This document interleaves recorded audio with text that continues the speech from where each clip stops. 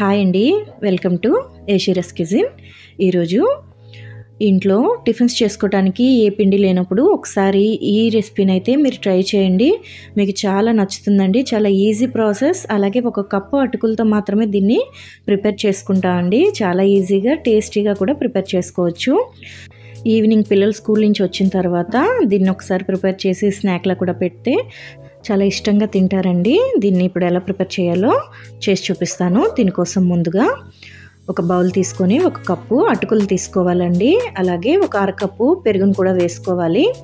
పెరుగు వేసుకొని ఒకసారి మొత్తం కలిసేలాగా ఒకసారి కలుపుకోవాలండి. ఈ విధంగా కలుపుకున్న తర్వాత దీనిలో కొద్దిగా వాటర్ని వేసుకోవాలండి. మనకి గారె చేసుకోవటానికి వీలుగా ఉండేలాగా వాటర్ని కొంచెం కొంచెం పోస్తూ ఈ విధంగా కలుపుకొని ఒక 15 నిమిషాలు ఒక పక్కన పెట్టేసుకోవాలండి. ఒక 15 నిమిషాల తర్వాత ఒక కప్పు ఉప్మా రవ్వ వేసుకోవాలండి. అలాగే 1 టేబుల్ స్పూన్ బియ్యం పిండి వేసుకోవాలండి.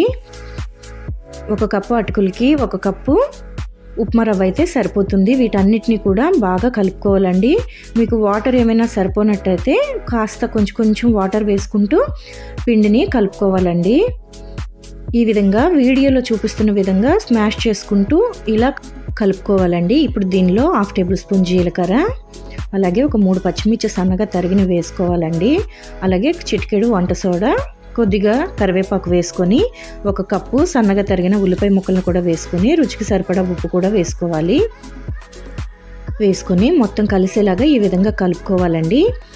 ఇలా కలుపుకొని పక్కన పెట్టేసుకోండి. ఇప్పుడు స్టవ్ వెలిగించి ఒక ప్యాన్ పెట్టుకొని డీప్ ఫ్రైకి సరిపడా ఆయిల్ని వేసుకోవాలండి. ఆయిల్ బాగా హీట్ ఎక్కిన తర్వాత ఫ్లేమ్ని మీడియం ఫ్లేమ్లో పెట్టుకొని ఈ విధంగా గారెలా చేసుకొని వేసుకోవాలండి. ఫ్లేమ్ని మీడియం ఫ్లేమ్లో పెట్టుకొని మాత్రమే వీటిని ఫ్రై చేసుకోవాలి. ఒక 2 to 3 మినిట్స్లో ఇవి ఫ్రై అయిపోతాయండి.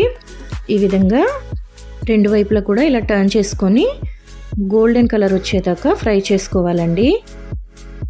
చాలా క్రిస్పీగా చాలా సాఫ్ట్గా ఉంటాయండి. లోపల పైన క్రిస్పీగా చాలా బాగుంటాయండి. చాలా ఈజీగా కూడా ప్రిపేర్ చేసుకోవచ్చు. ఈ విధంగా వీడియోలో చూపిస్తున్న విధంగా ఈ కలర్ గోల్డ్ కలర్ వచ్చేదాకా ఫ్రై చేసుకుంటే సరిపోతుందండి. వీటిని తీసేసి మిగతా పిండిని కూడా ఇలానే మీడియం ఫ్లేమ్లో వేసుకొని ఫ్రై చేసుకోవాలండి.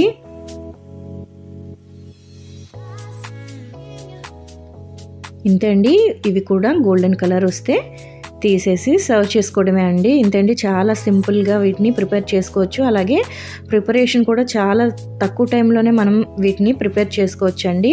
ఎప్పుడైనా టిఫిన్ చేసుకోవడానికి ఏమీ లేనప్పుడు ఈవినింగ్ స్నాక్ టైంలో కానీ వీటిని ఒకసారి ట్రై చేయండి. చాలా ఈజీగా ప్రిపేర్ చేసుకోవచ్చు. మీకు ఈ వీడియో కానీ నచ్చినట్టయితే వీడియోని మీ ఫ్రెండ్స్ అండ్ ఫ్యామిలీకి షేర్ చేయండి. ఛానల్ని సబ్స్క్రైబ్ చేసుకోండి. వీడియోని లైక్ చేయండి, కామెంట్ చేయండి. Thank you for watching.